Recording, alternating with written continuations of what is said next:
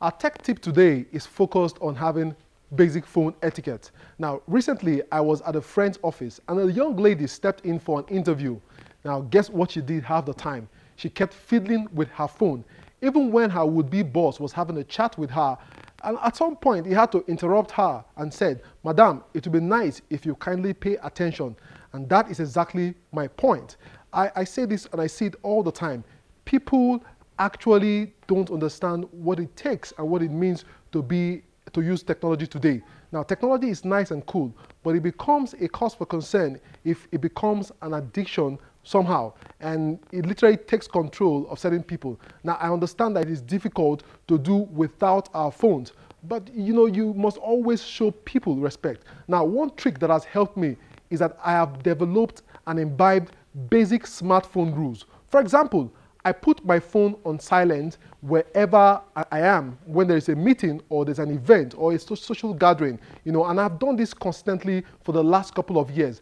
Another trick that has helped me is that I have turned off most notifications that come from social media, because that is a major source of distraction, and there's no way I can keep up with that, and that's just me, especially if you have a lot of people following you on social media. And also, ringtones are good, but at certain points during the day, the vibrate mode is all you need. And if your smartphone allows you to customize your vibration patterns, you can use that to ensure nothing important slips by. This is why I always say that it is one thing to invest in an expensive gadget and it's another thing to use it properly.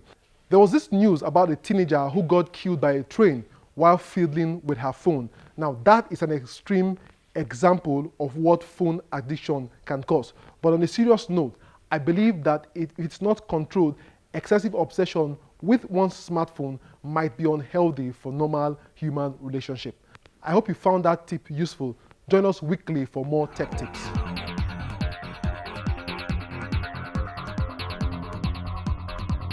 On today's gadget review, we will be looking at a compact wireless speaker called Cambridge Audio G2. The device is another ambitious entry in the market for premium portable speakers, currently dominated by the likes of Bose and Logitech's Ultimate Ears.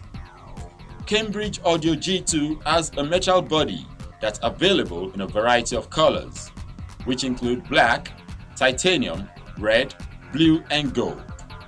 The gadget's physical measures are 189 by 67 by 55 millimeters, so it is easy to carry around in a bag or even in a large jacket pocket. Hardware-wise, the speaker packs two 50mm audio drivers and two bus radiators with the same size, as well as a built-in microphone for speakerphone functionality. The rechargeable Li-ion battery of the G2 is rated at offering music streaming for up to 10 hours.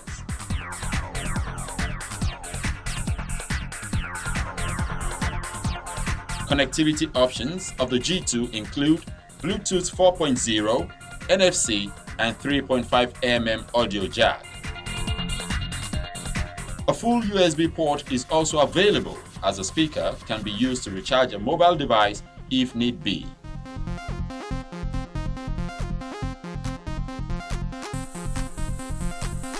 Users can also pair two G2 speakers for a more immersive sound experience. Pairing the Cambridge Audio G2 is as easy as tapping the top of the speaker with an NFC cable device. Users who do not have the NFC cable hardware can simply select the speaker from their device Bluetooth settings as it enters pairing mode when powered off. The control buttons are laid out on top of the device. They include a pairing button, volume up and down, a button for phone calls, auxiliary button for wired connection, and power on and off key.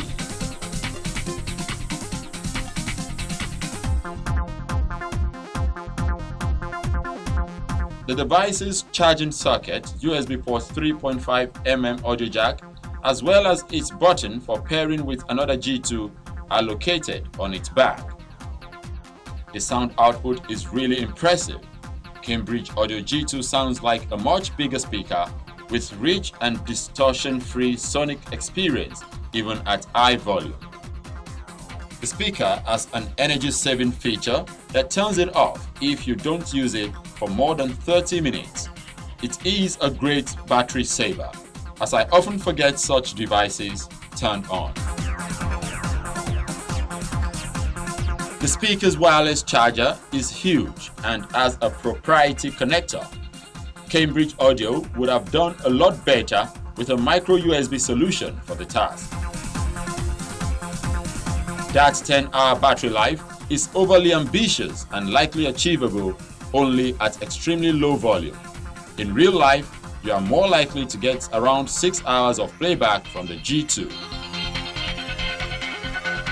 For some reason, voice-only recordings such as podcasts and online videos don't sound great. Cambridge Audio G2 is a solid entry into the ultra-compact premium speaker segment by the company. The gadget's performance is great considering the market price, which is relatively and averagely affordable.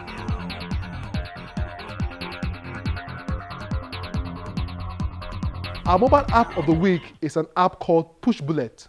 Pushbullet helps you bridge the gap between your phone, your tablet, and your computer, enabling them all to work together. Now, it helps you to see your phone's notification on your computer, and you can easily use it to transfer links, files, and more between devices. Pushbullet seeks to save you time by making what used to be difficult or impossible easy.